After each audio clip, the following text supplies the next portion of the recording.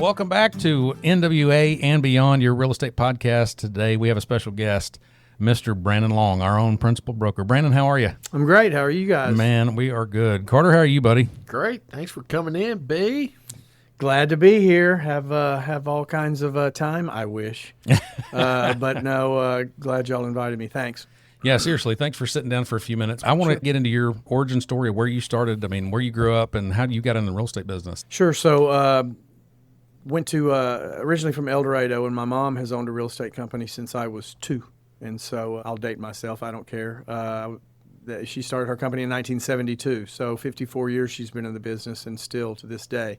So I kind of knew real estate kind of growing up, and saw a lot of changes that she's gone through, and went to school at University of Arkansas, so moved to Fayetteville. And when I got here, graduated in a short 5 years. There you go. And that's the path. And did not know what I wanted to do. And so while I was trying to figure that out, I actually decided to get my real estate license and do that until it was time to figure out what I wanted to do, as people say, for, quote, a real job.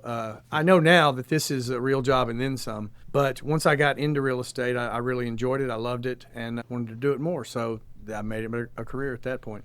Did you have any experience or knowledge or, desire when you were in Eldo? No, because I actually moved up here after I graduated high school and have not been back. And so obviously in Arkansas, you have to be at least 18 to sell real estate and have a license, but I didn't have any desire then. I didn't even have a desire in college. I really thought at one point I wanted to go to law school. My degree is in political science, and so I thought I wanted to go to law school, but I realized once again in those 5 short years that I wasn't real crazy about school. And so I also was smart enough to know that law school is not the place to be if you're not crazy about school. So a lot of reading. I had to figure out what to do. And so this was going to be nothing more than a transition job to figure out what I was going to do. I actually did work for a year and a half at Walmart. I was an assistant buyer in beer, wine, and liquor in Walmart, and enjoyed that, but just wasn't my cup of tea. Driving to Bentonville every day wasn't the issue. I live in Fayetteville, but it was just it just wasn't what I wanted to do. I didn't want to really punch in that corporate clock, and so decided to get my real estate license to figure out what I was going to do, and just that was almost 30 years ago. Wow. So what year did you get your license? I was licensed in 1998. And so you're in 98, and then we opened up in 03. That's correct. You had your license for 5 years. 5 years, worked for a great company for 5 years in our market, and I didn't really want to leave, but was given an opportunity through some conversations with you, Carter, that, hey, maybe now's time to open up my own company. And it was a little bit different. Let me take that back. It was a lot different back in 1998. I think there was 1,300 agents in our 2-county area. At the time, we also had 3 MLSs. Bentonville Bella Vista was an MLS. Springdale Fayetteville was an MLS with Siloam Springs, and Rogers Lowell had their own MLS. And so over the years, since then, we've consolidated, and it's much better, but still there are only about 1,200 agents in this market. And so it was different to open a company back then than it is today. And so I would be scared to do something today, given today's technology and everything. It would be, I think, a little bit more difficult.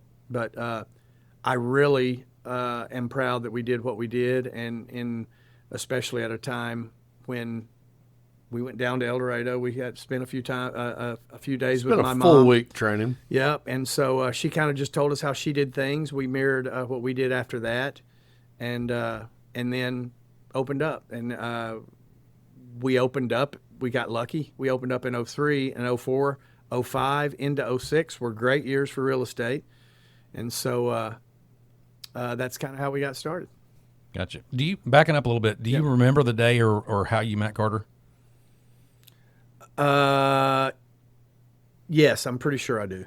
I was bartending at Maxine's Tap Room, and Carter walked in, and shocker. Yeah, and so he was he was a regular customer, you might say, and so got to know him fairly well over the years. And Carter actually bought his house and used me as a realtor before I talked him into getting a real estate license. And we bought a bunch of real estate property. We had a bunch of real estate together too. So we did. We bought some rental properties, and which came in handy because when the market went south, we used those to That's what help kept us open. Yeah. stay alive. It was a tough time between 07 and 2010, and so it's almost like things fell into place to not only put us into business but then keep us into business. So Yeah, I mean, I agree with you. It's a totally different market than back then.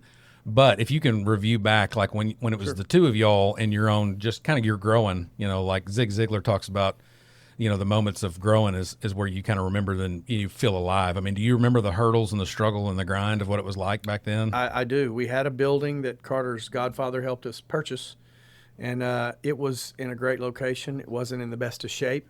We Band-Aided here and there, so we had leaks here and there, and it was tough sometimes. But I'm proud of the fact that two of the first people we hired are still with us. Yeah. Marcy Chavez and Heather Campbell, both of which are uber successful in real estate. And so you don't see that very much, but real proud of that fact. Yeah, that's cool. That's cool. I was thinking before we were coming in here, I have a lot of amnesia about the struggles and the days. Is there anything that stands out to you? Like, I remember we had that one meeting when you, me, Heather, Marcy, Barry, Marcus all sat down up in Lowell. We were like, this is how much it costs us to operate every month. Yep. I can do 2 deals a month. And somebody said, I can do 2 deals a month. I can do 2 deals a month. All right, well, if we can all do that, we can stay open. Like, you remember that conversation? I do, and it was great. And that's one of probably for sure the top 5 moments I'd like to have amnesia about. But one of the top 5 moments that were I guess points of no return in our office. And so it was very refreshing to have agents say, yes, we can help, and we can help in this way. Now, once again, this is also at a time when the commission pressures were not what they are today, and loyalty is not near what it is today as it was back then. And so things have changed. A lot of things have changed. One of my biggest memories, which once again I'd like to have amnesia about, but I don't, is, we were on the verge of closing when you closed that big Ventress deal. Mm-hmm. And I remember the company portion wasn't enough, and you contributed a lot of what you should have made to keep us open. And back then, our monthly budget, different time, a lot different than it is today. But back then, that was a ton of money, and still, that's what got us through. And I think over the years we've both sacrificed things to get us through. And then obviously our merger with the Griffin Company in 2009. And Philip and Gary, sacrificed a lot to get us even farther where we are today. So things have just happened, I guess, the way they should have.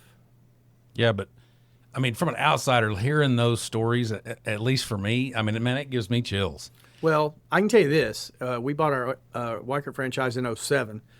And from 2007 to 2009, I believe that if we were the only company that grew during that time. We wanted to be able to train agents, but didn't know how. We wanted to be able to recruit agents, but didn't really know how, other than, hey, you like me, I like you, let's see if we can work together. So that is a huge thing. The biggest part of my success is my faith, and I'm very devout Catholic and go to Mass. I try to go every day, but I don't make it every day. But I think that has a lot to do with our success. Carter's a very devout Christian as well, and we all, at least from what I understand, he and I both attribute a lot of our success to our faith. Mm-hmm. I agree. We say the Pledge of Allegiance and a prayer at every meeting. Yep. Yeah. Unapologetically. It's different. Unapologetic. Yeah, I agree. There's something about that kind of attitude and the spirit of what you're talking about that I still feel in the office today, because I didn't know some of these stories. That's another reason I wanted to, invite you guys to talk about it, because it still feels like I'm a part of the legacy that y'all started building years ago. which is just it's not always just about the dollars and the cents. A lot of times it's like, man, what are you leaving behind, on your way to go forward? I mean, gosh, that's a tricky question. There's a lot of answers to that, but yes, there's excuse me. I mean, if you think about the things that we've once again sacrificed, and I don't have a family, and Carter's got 3 kids, and so we've all sacrificed in different ways, and in some instances, some more than others. But it was not an easy task, and you also have to balance between being there for your agents, but also making sure that your standards are high enough to where your agents are there for their clients. We've struck out several times. We've hit several home runs. But I think the main thing, and this year is, and Carter, I know would agree with me on this, this year our 2 words are intentional and consistency, because with us recruiting, we've got to do that on a consistent basis, but even it's a downhill slope, and so our agents have to do the same thing, the consistency in their prospecting. So that's something that we have to push on them, and they have to believe that we know what we're talking about, and they have to be willing to do it, because once again, Carter's got a lot of quotes, but one of the best ones is, I can't want it for you, I can't want it more than you, and I can't do it for you.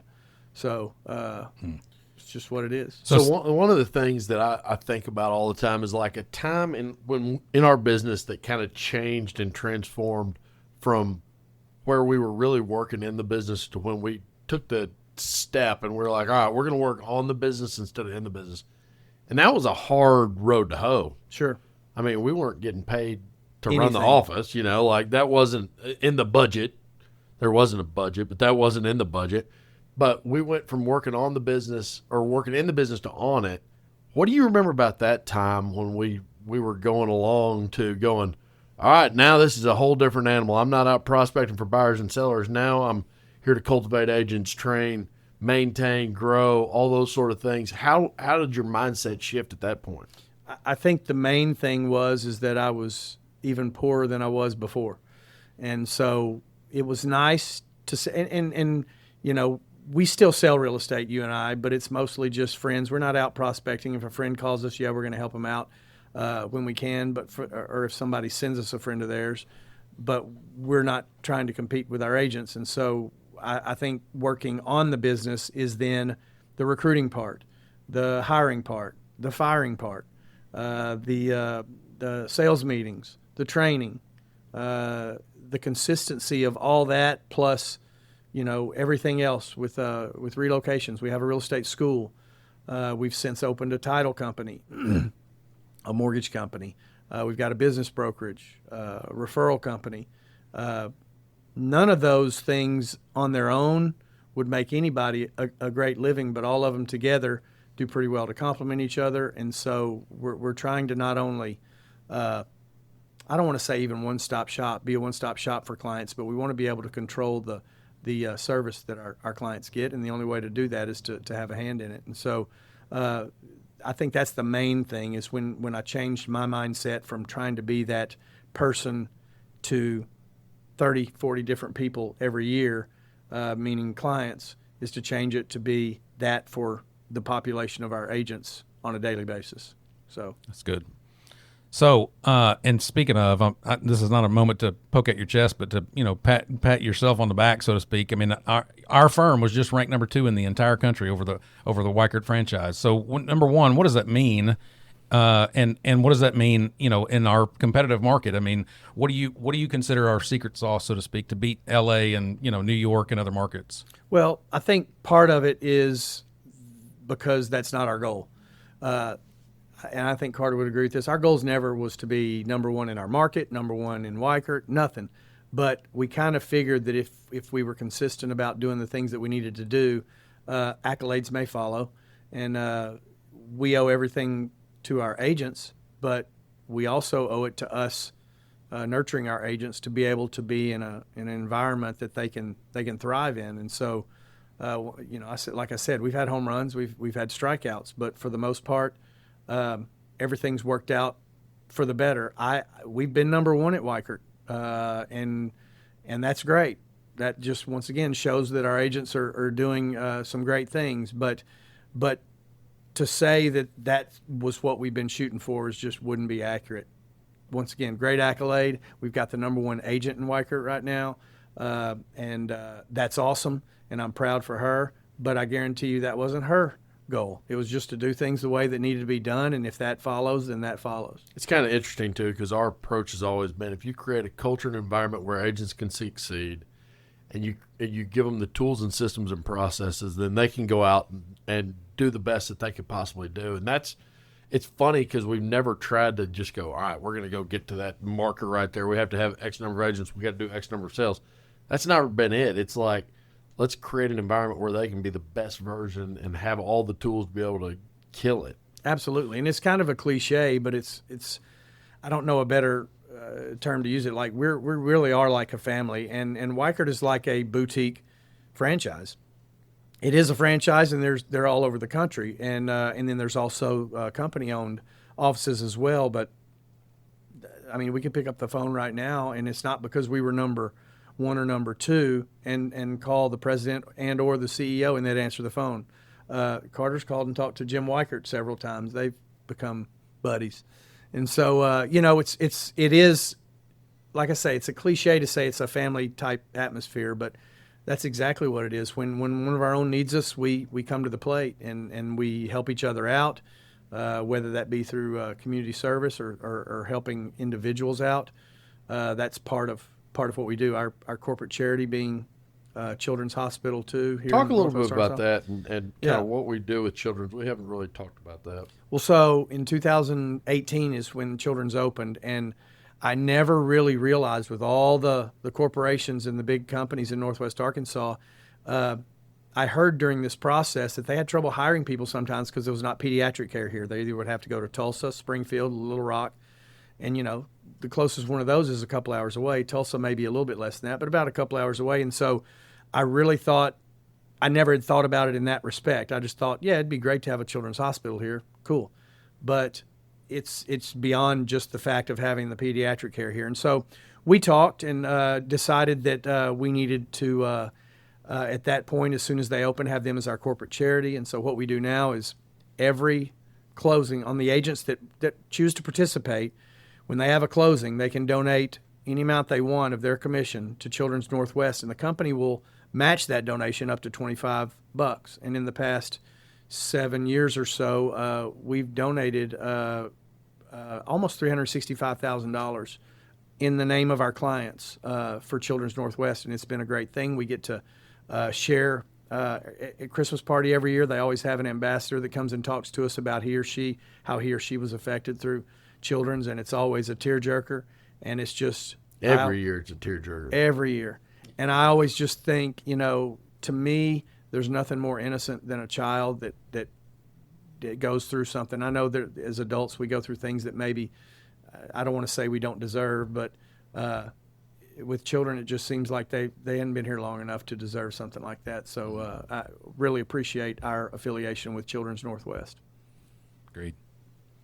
So when you look back at, when we merged with Gary and Phillip in 2009, what do you put in perspective on that time frame from 2009 to today that has put us in the place that we are? What do you think was the biggest thing that changed for us as a company when we put those two together?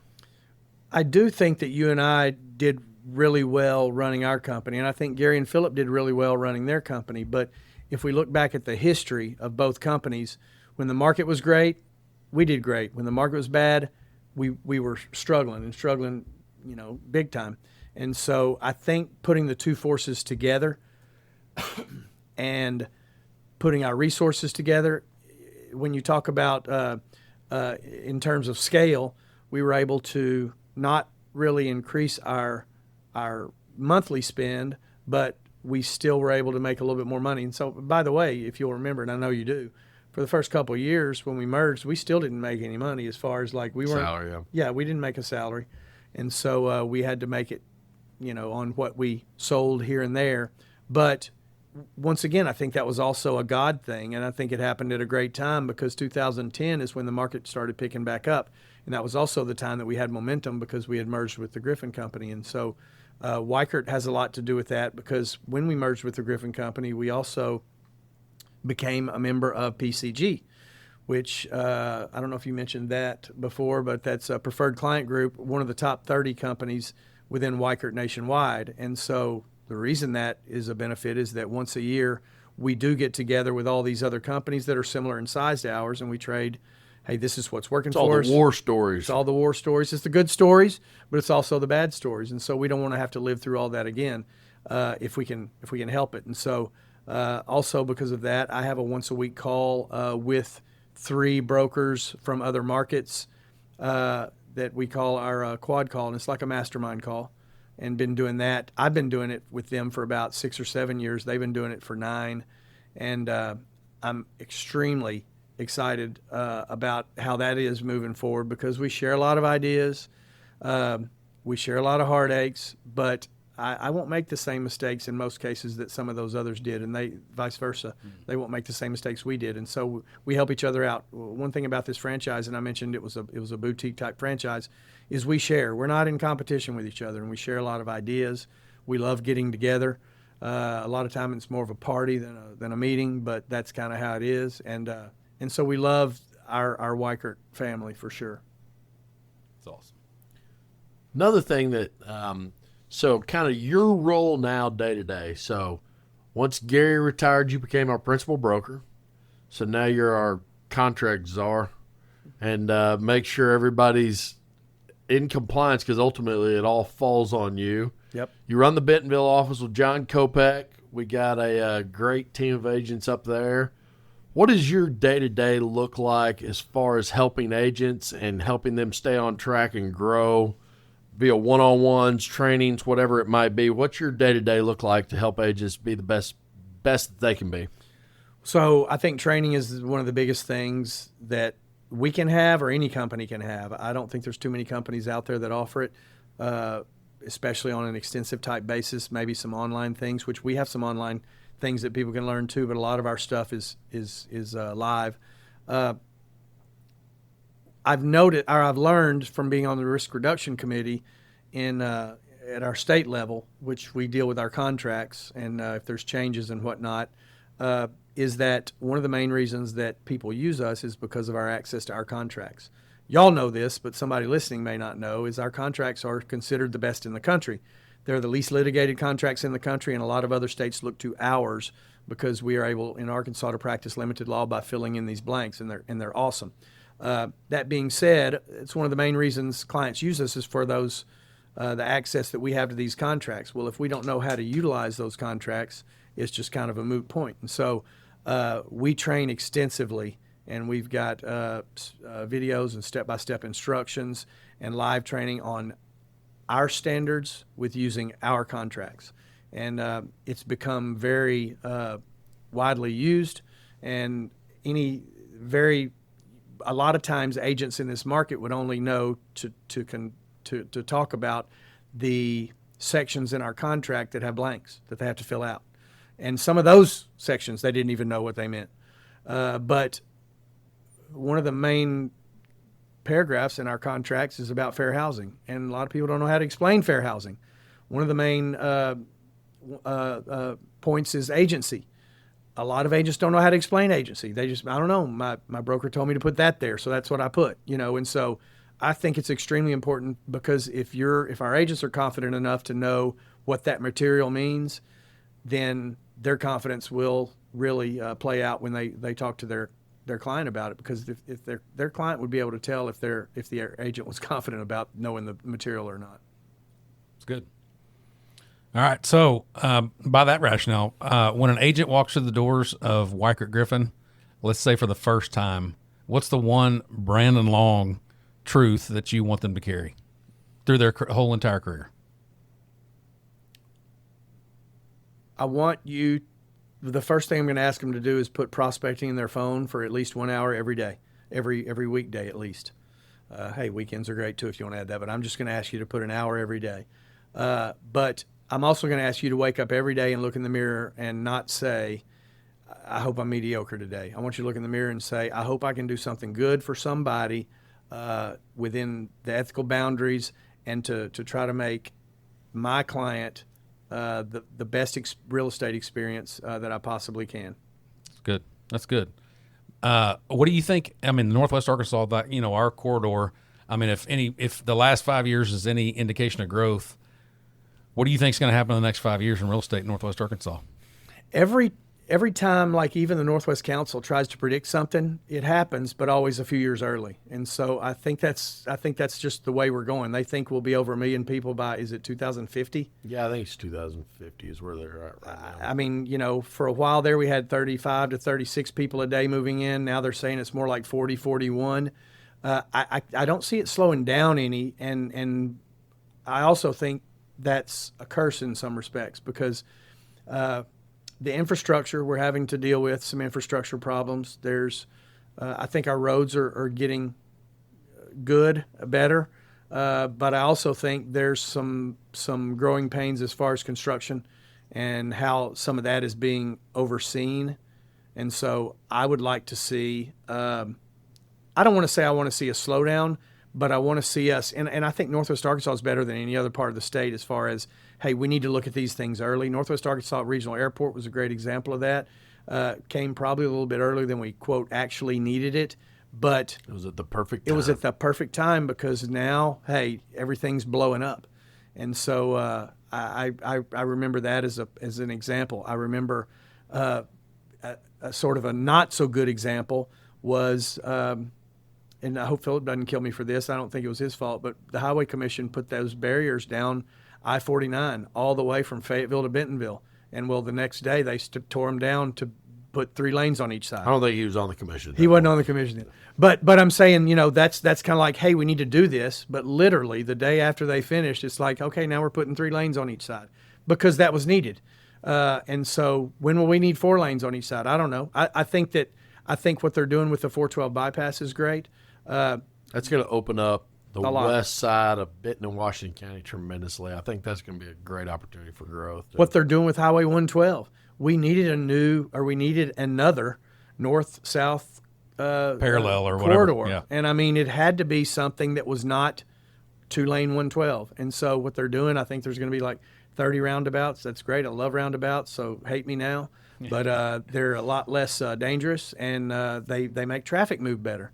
And so I just think that moving forward, I think Northwest Arkansas is in a great position. I think we've got a lot of leaders between Fayetteville and Bella Vista, and even a lot of these smaller towns that see this. Centerton, I'll say. Centerton was about 3,000 people not too long ago, and it's over 20,000 people now. Oh, yeah. And you can see the growing pains that it's got. I mean, I know a lot of people that don't want to live over there right now just because of the travel issues. And so I'm hoping that's alleviated moving forward. But I do think as a whole, Northwest Arkansas is growing fairly smartly. That's good. Well, we've been partners for, 26 years now.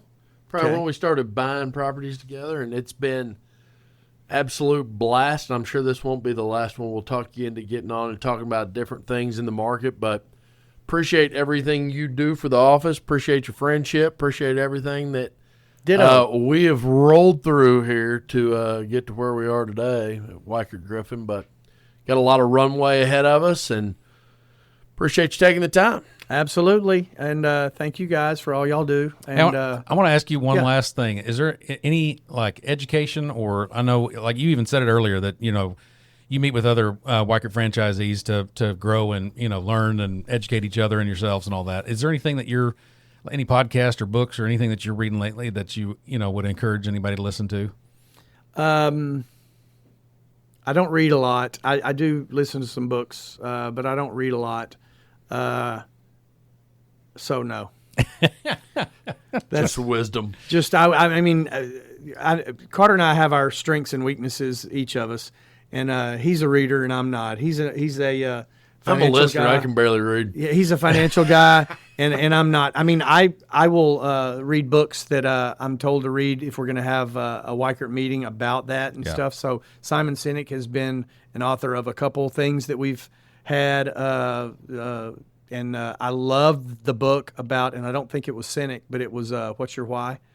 And I think that's a lot to do. I think that has a lot to do with people understanding each other.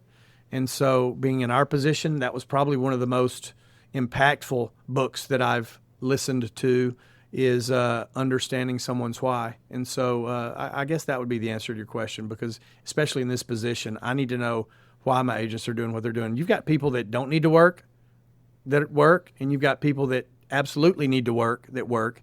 And it's amazing when you talk about those and then the ones in between, how different their whys are.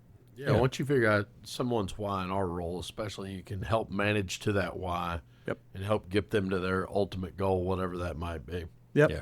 Sure. You can't give it to somebody. You got to find out what their own is. Yeah, and we don't give anybody goals, but I want you to tell me what your goals are, and then I'll try to help you reach those goals. Yeah.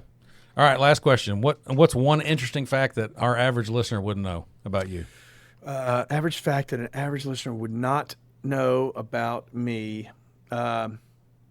I don't know. I'm a huge Razorback fan, but more so baseball than football and basketball. I love football and basketball. I want them to do well. Obviously, Carter played basketball, but baseball, college baseball, and there's very few of us when you talk about the college sports population. But yeah, college baseball is my thing. Woo Pig Suey. Yeah, what was it that got you into baseball? So I played baseball in high school, and I'll make this story very short. But Norm DeBrine's been one of my very good friends since 1979.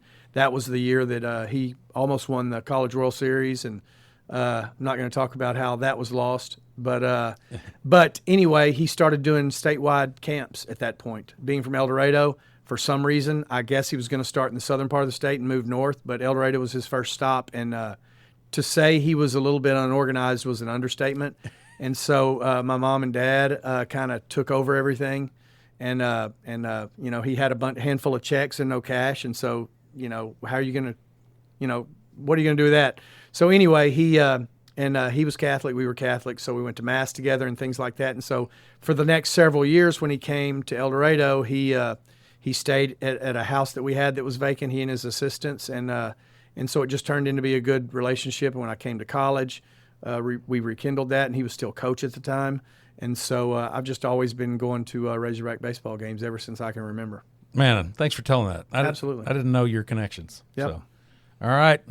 Well, thank you. Absolutely. Thank you. Yeah. All Thank right. both of you. Tune in next week, NWA and Beyond, your real estate podcast.